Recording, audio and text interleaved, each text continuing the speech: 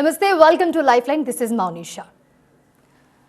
చాలా మందికి తెలియకుండానే గ్లూకోమా వల్ల కంటి చూపు కోల్పోతూ ఉంటారు. లక్షణాలు తెలిసేలోపే వాళ్ళ కంటి చూపు తగ్గిపోతూ ఉంటుంది. దాని కాజెస్ ఎలా ఉంటాయి, సిమ్టమ్స్ ఏ విధంగా వస్తాయి, దాని ట్రీట్మెంట్ ఎలా తీసుకోవాలి, వీటన్నిటి గురించి మనతో మాట్లాడడానికి Arete hospitals HOD of ophthalmology doctor Jagadish Reddy garu మనతో పాటు ఉన్నారు. నమస్తే అండి. నమస్తే. సో చాలా మందికి ఈ మధ్యన గ్లకోమా వ్యాధి వల్ల ఇబ్బందులు పడుతూ ఉన్నారు. సో అసలు ఏంటి గ్లకోమా అంటే ఏంటి, అది ఏ విధంగా వస్తుంది? గ్లకోమాని మామూలుగా మనం తెలుగులో నీటి కాసుల వ్యాధి అంటాము. ఈ నీటి కాసుల వ్యాధి గురించి చెప్పే ముందర basic structure of the I గురించి కొంచెం తెలవాలి. ఐ అనేది ఒక చిన్న బాల్ లాంటి స్ట్రక్చర్ అనమాట. దాంట్లో ఎట్లయితే బాల్లో ఎయిర్ ఉండి దాని షేప్ను ప్రిజర్వ్ చేస్తుందో అట్లనే ఐలో కూడా ఒక ఫ్లూయిడ్ ఉంటుంది, అక్వియస్ హ్యూమర్ అంటాము. ఆ ఫ్లూయిడ్ దాన్ని షేప్ను మెయింటైన్ చేయడానికి హెల్ప్ చేస్తుంది. ఆ ఫ్లూయిడ్ ఒక సర్టెన్ ప్రెషర్ మెయింటైన్ చేస్తుంది ఐలో, ఆ షేప్ మెయింటైన్ చేయడానికి. అలానే ఆ అక్వియస్ హ్యూమర్ మన కంటి లోపల ఉన్న లెన్స్కు, కార్నియా అంటే మన నల్లగుడ్డుకు కూడా అదే న్యూట్రిషన్ అండ్ బ్లడ్ సప్లై కూడా, అంటే బ్లడ్ సప్లై ఉండదు కాబట్టి అది న్యూట్రిషన్ ప్లస్ ఆక్సిజన్ సప్లై చేస్తుంది అనమాట. డాక్టర్ గారు, అసలు గ్లకోమా నిజంగానే అంత ప్రమాదకరమా? అసలు దాన్ని మనం ఎలా కనిపెట్టొచ్చు? సో ఇప్పుడు నేను చెప్తున్నాను కదా, ఈ అక్వియస్ హ్యూమర్ అని చెప్పి, ఈ అక్వియస్ హ్యూమర్ ఏం చేస్తుంది అంటే ఎట్లయితే మెయింటైన్ చేస్తుందో కంట్లోపల ప్రెషర్ను మెయింటైన్ చేస్తుందో, ఈ ప్రెషర్ ఎప్పుడైతే ఎక్కువ అవుతుందో, ఆ ఎక్కువ అయినప్పుడు కంటి నరం మీద అంటే ఆప్టిక్ నర్వ్ అని ఉంటుంది. ఆప్టిక్ నర్వ్ ఏం చేస్తుంది, విజువల్ సిగ్నల్స్ను తీసుకెళ్తుంది బ్రెయిన్ వరకు. ఆ ఆప్టిక్ నర్వ్ను అది డ్యామేజ్ చేస్తుంది. కాబట్టి ఈ హోల్ ప్రక్రియలో ఎక్కడైతే ప్రెషర్ ఎక్కువ అయ్యి మనకు చూపు తగ్గిపోతుందో దీన్ని గ్లకోమా అంటాం. ఓకే, సో ఇది అసలు ఏ ఏజ్లో స్టార్ట్ అవుతుంది? చాలామందికి చిన్నపిల్లల్లో కూడా వస్తుంది అంట. నిజంగానే చిన్న వయసులోనే ఇది స్టార్ట్ అవుతుందా, లేకపోతే ఒక ఏజ్ వచ్చిన తర్వాత మిడిల్ ఏజ్లో అలా వస్తుందా? సో యూజువల్గా చిన్నపిల్లల్లో కూడా వస్తుంది, కానీ యూజువల్గా మనం మాట్లాడుకుంటే అబోవ్ 50 to 60 ఇయర్స్ తర్వాత వస్తుంది అంటాము.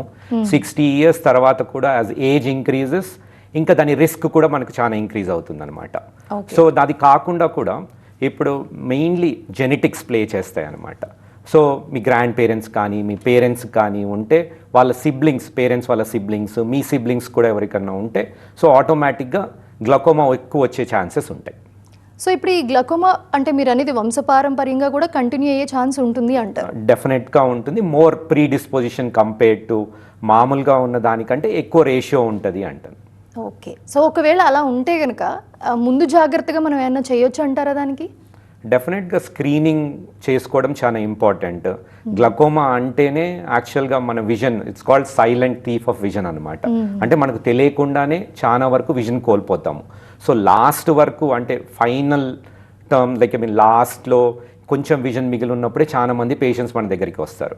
సో అందుకనే ముందరే స్క్రీనింగ్, ఎట్లయితే మనం రెగ్యులర్గా మన హెల్త్ స్క్రీనింగ్స్ చేసుకుంటామో అట్లనే గ్లకోమా దగ్గరికి కూడా ఐ డాక్టర్ దగ్గరికి వెళ్ళి రెగ్యులర్గా స్క్రీనింగ్ చేయించుకోవాలి. అంటే గ్లకోమాకి ఏం అవసరం లేదు, కంప్లీట్ ఒక ఆఫ్థల్మాలజీ ఎగ్జామినేషన్ ఎట్లా చేయించుకుంటారో చేయించుకుంటే దాంట్లో కంటి ప్రెషర్ చెక్ చేస్తారు, అట్లనే కంటి నరము ఎట్లా ఉంది అని కూడా చెక్ చేస్తారు. దాంట్లో ఏమన్నా డౌట్స్ ఉంటే ఫర్దర్ ఇన్వెస్టిగేషన్స్ చేసుకుంటారు. సో కంపల్సరీగా స్క్రీన్ చేసుకోవాలి, చేసుకుంటేనే గ్లకోమా ఉంది అని తెలుస్తుంది. గ్లకోమాలో కూడా చాలా రకాలు ఉంటాయి. యూజువల్గా సైలెంట్గానే చూపు తగ్గిపోతూ ఉంటుంది కాబట్టి మనం నోటీస్ చేయకముందే సో ముందర స్క్రీనింగ్ అనేది చాలా ఇంపార్టెంట్. సో ఇప్పుడు మీరు ప్రాక్టీస్లో చాలా టైప్స్ ఆఫ్ గ్లకోమా చూసి ఉంటారు. అవును. ఎక్కువగా ఏది ఎఫెక్ట్ చేస్తుంది అంటే ఎక్కువగా మీరు కామన్గా చూసేది ఏంటి అసలు గ్లకోమాలో? సో యూజువల్గా గ్లకోమా అంటేనే ప్రెషర్ ఇంక్రీజ్ అవుతుంది అని నేను చెప్తున్నాను కదా. ఈ ప్రెషర్ ఇంక్రీజ్ అవుతుంది అని ఎక్కడైతే అంటున్నానో ఈ లోపల అక్వియస్ హ్యూమర్ అని ఉంటుంది కంటి లోపల. దీనికి ఒక పాత్వే ఉంటుంది అనమాట. అంటే కంటి లోపల నుంచి స్టార్ట్ అయ్యి కంటి బయటికి రావడానికి, అంటే కంటి బయటికి అంటే కంటి లేయర్స్లోకి వెళ్ళి అబ్జర్వ్ అయిపోతుంది. సో ఇది మన కంటిలో సీలియరీ బాడీ అని ఒక ఆర్గన్ ఉంటుంది. ఆ ఆర్గన్ దీన్ని ప్రొడ్యూస్ చేస్తుంది. ప్రొడ్యూస్ చేసి కంటి లోపల ఒక యాంగిల్ ఉంటుంది, అంటే మనకు ఐరిస్ అండ్ నల్లగుడ్డుకు మధ్యలో ఆ యాంగిల్ నుంచి పాస్ అయ్యి ఒక మెష్ వర్క్ ఉంటుంది, ట్రాబిక్యులర్ మెష్ వర్క్ అంటాం. దాని నుంచి కంటి లేయర్స్లోకి వెళ్ళి అబ్జార్బ్ అయిపోయి వెళ్ళిపోతుంది. అయితే ఈ ప్రక్రియలో ఎక్కడన్నా ప్రాబ్లం వస్తే ఆటోమేటిక్గా ప్రెషర్ ఇంక్రీజ్ అవుతుంది. దీని ప్రకారం గ్లకోమా డిఫరెన్షియేట్ చేస్తామన్నమాట. అంటే ఎక్కడైతే యాంగిల్ బ్లాక్ అవుతుందో దాన్ని ప్రైమరీ యాంగిల్ గ్లకోమా అంటాము. ఎక్కడైతే ఈ మెష్ వర్క్లో బ్లాక్ అవుతుందో అప్పుడు దాన్ని యాంగిల్ క్లోజర్ గ్లకోమా అంటాం. ఇవి కాకుండా కూడా రకాలు ఉంటాయి. అంటే మనకు దెబ్బ తాకిన వల్ల ఈ యాంగిల్స్ దెబ్బతిని దానివల్ల ట్రమాటిక్ గ్లకోమాస్, ఇన్ఫెక్షన్స్ వల్ల వచ్చి సో దాన్ని యూవిఐటి గ్లకోమాస్ అట్లా అంటాం. డాక్టర్ గారు ఇప్పుడు ఒక్కసారి మనం బేసిక్గా మాట్లాడుకుంటే నార్మల్గా హెల్త్ టెస్ట్లు అవి చేయించుకోవడానికి హాస్పిటల్కి చాలా రేర్గా వెళ్తూ ఉంటాం ఏదైనా హెల్త్ ఇష్యూ వస్తేనే. అలాంటిది కంటి చూపులో ఏమైనా చిన్న చిన్న సమస్యలు ఉంటేనో, ఒకవేళ లేకపోతే అసలు చాలామంది వెళ్ళరు కూడా, ఒక పర్టికులర్లీ ఐస్ చెక్ చేయించుకోవడానికని అయితే వెళ్ళరు. సో ఒకవేళ అలా ఏదైనా చిన్న చిన్న సమస్యలు ఉండి వెళ్ళినప్పుడు సో ఇది గ్లకోమానా లేకపోతే దీనికి సంబంధించి ఏమైనా లక్షణాలు ఏమైనా ఉన్నాయా అని మనం తెలుసుకోవడం వీలవుతుందంటారా? వెళ్ళినప్పుడు తెలుస్తుంది, డాక్టర్ దగ్గరికి వెళ్ళినప్పుడే తెలుస్తుంది, కానీ మనంతకు మనకు సిమ్టమ్స్గా చాలా మటుకు ఏమీ ఉండవు. అంటే దాంట్లో కూడా టైప్స్ ఆఫ్ గ్లకోమాలో పట్టి ఉంటాయి. మామూలుగా రెగ్యులర్గా చాలా మందిలో మైల్డ్ హెడ్ ఏక్స్ రావడము, మైల్డ్ ఐ పెయిన్ ఉండడము, కొంచెం విజన్ డిస్టర్బెన్సెస్ ఉండడం, కానీ యాక్చువల్గా తెలియకుండా కూడా అడ్వాన్స్ స్టేజ్ ఆఫ్ గ్లకోమాలో డైరెక్ట్గా వచ్చే పేషెంట్స్ కూడా ఉంటారు. అంటే అసలు ఏ మాత్రం వాళ్ళకి చిన్న డౌట్ కూడా రాదా ఎండ్ స్టేజ్ వచ్చే వరకు చిన్న డౌట్. అది కూడా టైప్ ఆఫ్ కొన్ని గ్లకోమాస్లో ప్రెషర్ వెరీ ఫాస్ట్గా ఇంక్రీజ్ అవుతుంది, అప్పుడు పెయిన్ అవన్నీ తెలుస్తాయి, కానీ జనరల్గా అయితే వాళ్ళకి ఏమీ తెలియదు. సో మనము కంపల్సరీ రెగ్యులర్ స్క్రీనింగ్స్ చేయించుకుంటేనే మనకు తెలుస్తుంది. సో ఇప్పుడు స్క్రీనింగ్ గురించి చెప్పారు మీరు. సో బేసిక్గా ఇప్పుడు చాలామంది పిల్లలకి చిన్న చిన్న ఏజ్లోనే స్పెట్స్ రావడము, లేకపోతే చిన్న ఏజ్లోనే ఐ ప్రాబ్లమ్స్ రావడం ఇట్లా అవుతున్నాయి. సో సాధారణంగా ఒకసారి కళ్ళు చెక్ చేయించుకోవాలి, స్క్రీనింగ్ చేయించుకోవాలనుకుంటే ఏ ఏజ్ నుంచి చిన్నపిల్లలకి చేయించవచ్చు? సో ఫస్ట్ ఆఫ్ ఆల్ ఈ గ్లకోమా స్క్రీనింగ్కు అని సంబంధం లేకుండానే సో ఇనీషియల్గానే ఒక ఆఫ్థల్ అంటే ఒక ఐ ఎగ్జామినేషన్ పిల్లలు పుడుతూనే ఒకటి చేస్తారు. దాని తర్వాత ఇనీషియల్గా 5 years ఏజ్ నుంచి రెగ్యులర్ ఆఫ్థల్మాలజికల్ ఎగ్జామ్స్ అంటే ఐ ఎగ్జామినేషన్స్ కంపల్సరీ ఉండాలి ఎవ్రీ ఇయర్. అంటే వాళ్ళకు వేరే ప్రాబ్లమ్స్ ఉండొచ్చు, అంటే మయోపియా ఉండొచ్చు, హైపరోపియా ఉండొచ్చు, అంటే వాళ్ళకి అద్దాలు వచ్చే సిమ్టమ్స్ వేరే, గ్లకోమాకు దానికి సంబంధం లేదు. సో గ్లకోమా అనేది యూజువల్గా లేటర్ స్టేజెస్ ఇన్ లైఫ్లో వస్తుంది. అట్లని చిన్నపిల్లల్లో రాదు అని కాదు, చిన్నపిల్లలు పుట్టుకతో కూడా వచ్చే వాళ్ళు ఉంటారు గ్లకోమా. సో అది మోర్ ఆఫ్ ఎన్ ఎమర్జెన్సీ, దాన్ని కొంచెం తొందరగా ట్రీట్ చేయాలి. సో పుట్టినప్పుడు చూసిన ఎగ్జామినేషన్లో తెలుస్తుంది కాబట్టి సో దానికి రెగ్యులర్ ఎగ్జామినేషన్స్ అంటే మామూలుగా లావు అద్దాలకు అయితే ఏమీ సంబంధం లేదు. So in the future 40 years తర్వాత చేసే దాంట్లో కాన్స్టెంట్గా కంటి ప్రెషర్ చూస్తారు, కంటి నరం చూస్తూ ఉంటారు. దానివల్ల డాక్టర్కి ఒకవేళ డౌట్ వచ్చి వీళ్ళ గ్లకోమా ఉంది అని ఫర్దర్ ఇన్వెస్టిగేషన్స్ చేస్తాం. సో ఒకవేళ గ్లకోమా అని తెలిసిన తర్వాత స్టార్టింగ్ ట్రీట్మెంట్ ఏ విధంగా ఉంటుంది? సో గ్లకోమా అని తెలిసిన తర్వాత బోత్ సర్జికల్గా నాన్ సర్జికల్గా అంటే మెడిసిన్స్ ద్వారా కూడా ట్రీట్మెంట్ ఉంటుంది. సో మనం మెడిసిన్స్ అని తీసుకుంటే ఎట్లయితే మనం మాట్లాడుకుందామో గ్లకోమాలో మెయిన్లీ ప్రెషర్ ఇంక్రీజ్ అవుతుంది అని చెప్పి, ఇది ఒక ఫ్లూయిడ్ ప్రొడ్యూస్ అవుతుంది, దాని ప్రెషర్ వల్ల మనకు ఎక్కువ నర్వ్ డ్యామేజ్ అవుతుంది. సో ఈ ఫ్లూయిడ్ను తక్కువ సెక్రీట్ చేయడానికి కొన్ని డ్రగ్స్ ఉంటాయి, ఎక్కువ ఫ్లూయిడ్ను బయటికి తీసుకెళ్ళడానికి కొన్ని డ్రగ్స్ ఉంటాయి.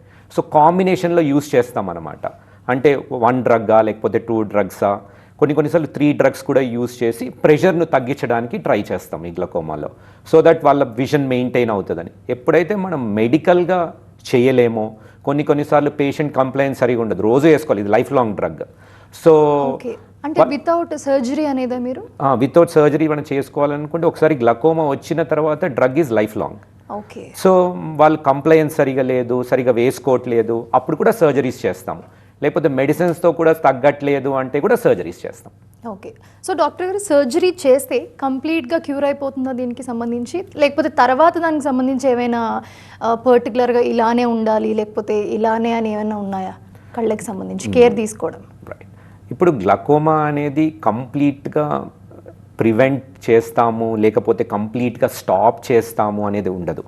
ఫస్ట్ ఆఫ్ ఆల్ గ్లకోమా వల్ల వచ్చినది గుర్తుపెట్టుకోవాల్సినది ఏంటి అంటే ఇవన్నీ ఇర్రివర్సబుల్ కండిషన్స్. ఒకసారి ఎంతవరకు డ్యామేజ్ అయ్యిందో ఆ నరం అంతతో డ్యామేజ్ అయ్యింది.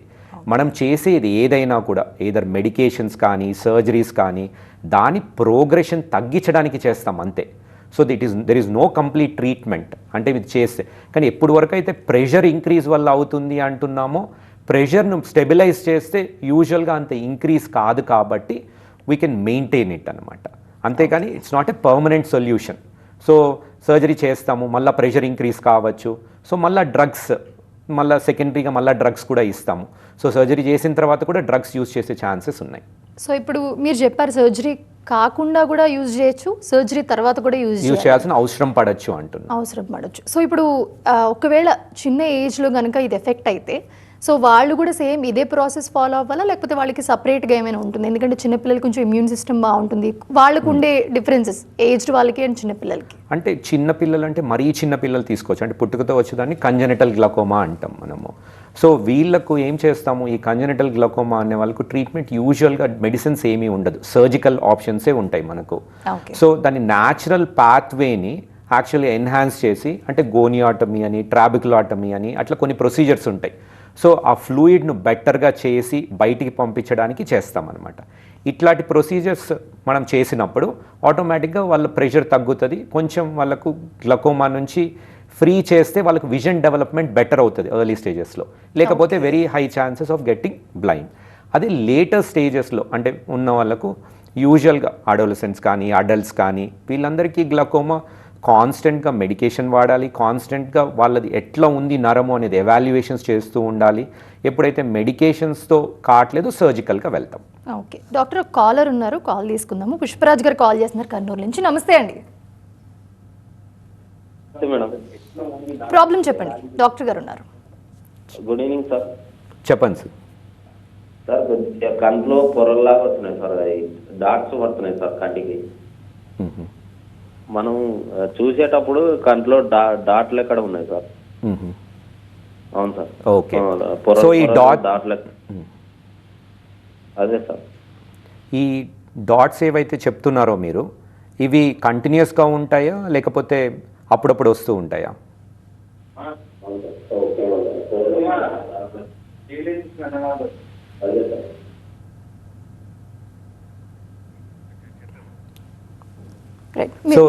సో యూజువల్గా దీనికి గ్లకోమాకు రిలేషన్ కూడా ఉండకపోవచ్చు. డాట్స్ ఉన్నాయి అంటే ఫ్లోటర్స్ అని అంటాం మామూలుగా. వేరే రెటీనల్ చేంజెస్ ఉన్నా కూడా ఈ ఫ్లోటర్స్ అనేటివి కనిపిస్తాయి. ఏజ్ రిలేషన్లో కూడా కొంతమందికి ఫ్లోటర్స్ కనిపిస్తాయి. జస్ట్ ఫ్లోటర్ ఉన్నంత మాత్రాన గ్లకోమా అని చెప్పలేము. డాక్టర్ గారు, అసలు గ్లకోమాలో ఎన్ని స్టేజెస్ ఉంటాయి? ఏ స్టేజ్ మోస్ట్ డేంజరస్ స్టేజ్ అని చెప్పుకోవచ్చు? గ్లకోమా యూజువల్గా మనము మైల్డ్ స్టేజ్, మోడరేట్ అండ్ అడ్వాన్స్ని 3 స్టేజెస్ కింద పెట్టుకోవచ్చు. సో మైల్డ్ స్టేజెస్లో సిమ్టమ్స్ అట్లా కూడా పెద్ద పేషెంట్కి ఏమీ తెలవదు అండ్ విజువల్ చేంజెస్ కూడా ఎక్కువ ఉండవు. ఈ స్టేజింగ్కి మెయిన్ రీజన్స్ ఎట్లా అంటే కొన్ని టెస్ట్ చేసి కంటి రెటీనా ఎట్లా ఉంది చూసి, అంటే ఫండస్ ఎట్లా ఉంది చూసి, రెటీనా లేయర్స్ ఎట్లా ఉన్నాయి చూసి, మనకు ఏమన్నా విజువల్ డిస్టర్బెన్సెస్ ఏమన్నాయో చూసి దాని ప్రకారం డిటర్మైన్ చేస్తాము. సో దాని ప్రకారం మైల్డ్, మోడరేట్ అండ్ సివియర్ అని మనం క్లాసిఫై చేసుకుంటాం. ఈ మైల్డ్, మోడరేట్, సివియర్లో ఎప్పుడైనా కూడా మైల్డ్ స్టేజ్లో నేను ఇంతకుముందు చెప్పినట్లు ఏమీ సిమ్టమ్స్ పేషెంట్కు తెలవవు, వాళ్ళు రాకపోవచ్చు, మనకు మోస్ట్లీ స్క్రీనింగ్లోనే తెలుస్తుంది. కానీ మోడరేట్ స్టేజ్ అండ్ అడ్వాన్స్ స్టేజెస్లో యూజువల్గా కొంచెం సిమ్టమ్స్తో వస్తారు మన దగ్గరికి అండ్ మోర్ అగ్రెసివ్గా ప్రెషర్ కంట్రోల్ చేయాలని చూస్తాం. మన మోడ్ ఆఫ్ ట్రీట్మెంట్లో హెల్ప్ చేస్తుంది, అంతేకాని ప్రోగ్రెషన్కు ఎక్కడైతే మనం చూస్తామో అక్కడి నుంచి మనం ప్రోగ్రెషన్ ఆపడానికి ట్రై చేస్తాము. ఈ mild and moderate stages doctor కోసము బేసికల్గా వాళ్ళ ట్రీట్మెంట్ ఎంత అగ్రెసివ్ చేయాలి అనే దానికి స్పెసిఫై చేసుకుంటాం. సో కమింగ్ టు అరేటి హాస్పిటల్స్లో ఎంత అడ్వాన్స్డ్ డయాగ్నోస్టిక్స్ యూజ్ చేస్తున్నారు గ్లకోమాకి సంబంధించి? ఎందుకంటే చాలా హాస్పిటల్స్కి వెళ్తూ ఉంటారు, సో చెక్ చేయించుకుని వచ్చి మళ్ళీ ఒకవేళ విజన్ బాగుందంటే వాళ్ళు కంటిన్యూ వదిలేస్తారు, ఇంకా దాన్ని ఓకే సెట్ అయిపోయింది అన్నట్టు. సో ఎలా ఉంటుంది ట్రీట్మెంట్, దాని డయాగ్నోస్టిక్స్ ఏ విధంగా ఉన్నాయి, ఒకసారి దాని గురించి. సో బేసికల్గా ఫస్ట్ బేసిక్ డయాగ్నోస్టిక్స్ ఉంటాయి, కొంచెము అడ్వాన్స్డ్ డయాగ్నోస్టిక్స్ ఉంటాయి. అందరికీ అడ్వాన్స్డ్ డయాగ్నోస్టిక్స్ చేయించుకోవాల్సినంత అవసరం పడదు. ఫస్ట్ ఇనీషియల్గా మనం స్క్రీనింగ్ స్టేజెస్లో ఎప్పుడైతే మనం డాక్టర్ దగ్గరికి వెళ్తామో వాళ్ళు విజన్ చెక్ చేస్తారు, దాంతోపాటు ఇంట్రాక్యులర్ ప్రెషర్ చెక్ చేస్తారు, ఇంట్రాక్యులర్ ప్రెషర్తో పాటు ఫండస్ ఎగ్జామినేషన్ చేస్తారు అని తెలుసుకున్నాం. అవి కాకుండా దీంట్లో ఏమన్నా సస్పిషన్ ఉంటే, ఏవైతే కంటి లోపల యాంగిల్ ఉంటుంది, అంటే ఎక్కడి నుంచి అయితే ఈ ఫ్లూయిడ్ పాస్ అవుతుందో యాంగిల్ సరిగా లేనప్పుడు కూడా గ్లకోమా ఉంటుంది. కాబట్టి యాంగిల్స్ చూసుకోవడానికని గోనియోస్కోపీ అని ఒక టెస్ట్ చేస్తాం. ఇవి చాలా మటుకు అన్ని హాస్పిటల్స్లో కూడా లభ్యమవుతాయి. కానీ దీని తర్వాత మనం స్పెసిఫిక్గా ఇంకా గ్లకోమాలో ఏమైనా చేంజెస్ ఉన్నాయా అంటే మెయిన్లీ చేయాల్సినది ఒక ఓసిటీ అని ఒకటి చేసుకుంటాం, ఆప్టికల్ కోహరెన్స్ టోమోగ్రఫీ అని చేస్తాం. దీంట్లో బేసికల్గా మనకు రెటీనల్ లేయర్స్ తెలుస్తాయి. గ్లకోమాలో ఏంటి అంటే ఈ రెటీనల్ లేయర్స్ చేంజెస్ పట్టి కూడా ఎర్లీ స్టేజెస్లో ఈ రెటీనల్ చేంజెస్ వస్తాయి. సో కొంచెం advanced machinery, advanced OCT machines ఉన్నాయి. సో దానివల్ల మనం బెటర్గా ఎర్లీగా పికప్ చేయొచ్చు. ఇది కాకుండా కూడా విజువల్ ఫీల్డ్ మిషన్స్ అని ఉంటాయి. ఏ ఏరియాలో చిన్న చిన్న డిస్టర్బెన్సెస్ ఉన్నాయి అని చూసుకోవడానికి మన విజువల్ ఫీల్డ్లో హెల్ప్ చేస్తుంది. మోర్ అడ్వాన్స్డ్ మిషన్స్లో మోర్ అడ్వాన్స్డ్ ఆల్గరిథమ్స్ ఉంటాయి, ఎర్లీగా క్యాప్చర్ చేయొచ్చు. సో ఈ 2 మిషన్స్ మోర్ అడ్వాన్స్డ్ ఉన్నాయి. సో దీనివల్ల మనం ఎర్లీ డిటెక్షన్ చేయొచ్చు. So it will help the patient in more better way. Right, caller రెడీగా ఉన్నారు డాక్టర్, కాల్ తీసుకుందాము. శేఖర్ గారు కాల్ చేస్తున్నారు హైదరాబాద్ నుంచి. నమస్తే అండి. నమస్కారం సార్. ప్రాబ్లం చెప్పండి. మాకు గ్లూకోమా ఉంది, ఆనంద్ ఇన్స్టిట్యూట్ అప్సికూడలో ట్రీట్మెంట్ 17th నుంచి అవుతుంది సార్ మేడం. చెప్పండి. అయితే అది గ్లూకోమా రైట్ అని చెప్పేసి కూడా వాళ్ళు డిక్లేర్ చేసిర్రు, కానీ కనపడదు రైటు. అయితే ఇప్పుడు లెఫ్ట్ బాగానే ఉందని అంటారు. నేను 3 months 4 monthsకు ఒకసారి ఆనంద్ ఇన్స్టిట్యూట్ పోతుండను. మీది ఇప్పుడు అడ్వర్టైజ్ వచ్చింది, గ్లూకోమా స్పెషలిస్టు డాక్టర్ సాబ్ అని చెప్పి టీవీలో చూసి మీకు ఫోన్ చేసిన. ఆ డాక్టర్ సాబ్ను అడుగుదామని, ఎక్కడ హాస్పిటల్, మరి వస్తే స్పెషల్ ట్రీట్మెంట్ ఏమైనా ఉందా, మరి రైట్ కన్ను కనపడదు, దాని గురించి వివరంగా చెప్తాడేమో అని అడుగుదామని. ఓకే, సో ఆయన చెప్పినది ఏంటంటే లెఫ్ట్ కన్ను ఆల్రెడీ డ్యామేజ్ అయింది, రైట్ కంట్లో కొంచెం విజన్ ఉంది, రెగ్యులర్గా నేను చెకప్స్ చేసుకుంటున్నాను అన్నారు. సో బేసికల్గా ఏంటి అంటే ఇంతకుముందు మాట్లాడినట్లు ఒకసారి విజన్ డ్యామేజ్ అయిన దానికి ఏమీ చేసేది ఏమీ ఉండదు. అర్లీ ప్రిజర్వేషన్ ఇంకొక ఐలో ప్రిజర్వ్ చేసుకోవాలి మనము. సో ఆల్రెడీ ఆ ట్రీట్మెంట్ మీద ఉన్నారా లేరా, ఆ ట్రీట్మెంట్ మీద ఉంటే యూజువల్గా ఆయన కంప్లైంట్స్ కరెక్ట్గా ఉందా లేదా చూసుకోవాలి. ఇంకా అడ్వాన్స్గా ఒకవేళ ఆ ట్రీట్మెంట్ మనం చేస్తున్న తగ్గట్లేదు అంటే ఇప్పుడు మన దగ్గర చేసే దాంట్లో కొన్ని సర్జరీస్ ఉంటాయి, గ్లకోమా సర్జరీస్ ఉంటాయి, ట్రాబిక్లోప్లాస్టీ అని చేస్తాం. అంటే ఆల్టర్నేట్ మెకానిజమ్స్ క్రియేట్ చేస్తాం. అంటే కంటి లోపల ఏదైతే ఫ్లూయిడ్ ఉందో అది ప్రెషర్ క్రియేట్ చేస్తుంది. ఇప్పుడు ఆ ప్రెషర్ని రిలీవ్ చేయడానికి, కొంచెం బయటికి అవుట్ఫ్లో బెటర్ చేయడానికి చేసే సర్జరీస్ చేసుకోవచ్చు. దాని ప్రకారం కొంచెం అడ్వాన్స్డ్ ప్రొసీజర్స్ చేసుకోవచ్చు. కానీ అంతేకాకుండా ఇంకా మైక్రో ఇన్వేసివ్ గ్లకోమా సర్జరీస్ అని ఉంటాయి, or minimally invasive glaucoma surgeries MIGS అంటాము. సో కంప్లైంట్ సరిగా లేదు, సో బెటర్గా నేను మందులు వాడదలుచుకోవట్లేదు, సో నాకు ఇట్లనే బెటర్గా కావాలి అని అనుకుంటే సో అట్లా కూడా సర్జరీస్ కొన్ని ఆప్ట్ చేస్తాం అనమాట. ఇవన్నీ ఫెసిలిటీస్ ఆర్ఐటి హాస్పిటల్స్లో ఉన్నాయి. ఓ వెరీ నైస్. సో డాక్టర్, ఇప్పుడు పేషెంట్ మనకి కాలర్ చెప్పినట్టు ఒక ఐ డ్యామేజ్ అయితే కంప్లీట్గా ఇంకొక ఐ కూడా కంప్లీట్గా డ్యామేజ్ అయ్యే ఛాన్స్ ఉంటుందా? అంటే అది టైప్ ఆఫ్ గ్లకోమా బట్టి కూడా ఉంటుంది. ఈ కంటికి సో ఇంకొక కంట్లో కూడా గ్లకోమా ఉండి మంచి మెడికేషన్స్ వాడుకుంటూ ఉండి అంత ప్రోగ్రెషన్ స్టాప్ చేయగలిగితే హీల్ బీ హ్యాపీ. అంటే ప్రోగ్రెస్ కాదు, 2 ఒకటేసారి పోవాలని లేదు. కొంతమందిలో 2 కళ్ళు డ్యామేజ్ అయ్యి కూడా వస్తారు ఒకటేసారి. కానీ ఒక కంట్లో ఉన్నంత మాత్రాన ఇంకో కంట్లో డెఫినెట్గా వస్తుంది, డ్యామేజ్ అవుతుంది కంప్లీట్గా అనే దానికి ఏమీ లేదు. Chances are high. సో ఒకవేళ అలా డ్యామేజ్ అయితే సర్జరీ ద్వారానో లేకపోతే ఏ ట్రీట్మెంట్ ద్వారానో మళ్ళీ మనం నార్మల్గా అవ్వలేదంటారా కన్నా? అసలు దానికి డెఫినెట్గా ప్రోగ్రెషన్ స్టాప్ చేయడానికి ట్రీట్మెంట్ ఉంది ఇప్పుడున్న టెక్నిక్స్ ప్రకారం. కానీ చనిపోయిన నరాన్ని మళ్ళీ బతికిచ్చేదంటూ ఏమీ ఉండదు. ఇట్స్ లైక్ ఏ పర్సన్ ఒకసారి చనిపోయిన తర్వాత మళ్ళీ మనం రివైవ్ చేయలేనట్లు ఆ నర్వ్ డ్యామేజ్ ఇస్ పర్మనెంట్ అనమాట. దాన్ని బెటర్గా చేసేది లేదు. అందుకనే ప్రివెన్షన్ అంటాము, స్క్రీనింగ్ బెటర్గా ఉండాలి అంటాము, డాక్టర్ దగ్గరికి వచ్చి చూపించుకోవాలి అంటాము. చాలామంది అది కనిపించట్లేదు అంటే రారు.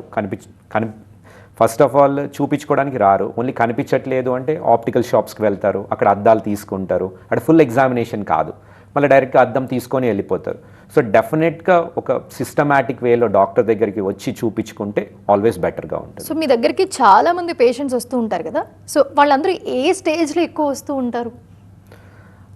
అర్లీ స్టేజ్ అసలు ఏమీ గ్లకోమా లేకుండా కూడా మన దగ్గరికి వస్తారు. అప్పుడప్పుడు మనం ఏమనుకుంటాము, దీన్ని ప్రివెంట్ చేద్దాము అంటే గ్లకోమా స్టేజ్ అంటే కొన్ని టైప్స్ ఆఫ్ గ్లకోమాస్ ఉంటాయి. ఇంతకుముందు చెప్పుకున్నట్లు యాంగిల్ క్లోజర్ అన్నాను, దాంట్లో మనమే వీళ్ళకు చాలా ఛాన్సెస్ ఉన్నాయి గ్లకోమా రావడానికి, ఇక్కడ అబ్స్ట్రక్షన్ అవుతుంది అని అనుకున్నప్పుడు ముందరే లేజర్స్ చేస్తామన్నమాట. సో అవుట్ఫ్లో బెటర్ అయ్యి సో పేషెంట్ బెనిఫిట్ అయ్యేదానికి.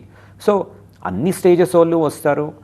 సో యూజువల్గా even before glaucoma develops also కొన్నిసార్లు ప్రివెంటివ్ మెకానిజమ్స్ కోసం కూడా వస్తారు. ఓకే, సో ఇప్పుడు మనం కిడ్స్ గురించి మాట్లాడుకున్నప్పుడు ఇందాక కిడ్స్లో కూడా చాలా ప్రాబ్లమ్స్ ఫేస్ చేస్తూ ఉంటారు.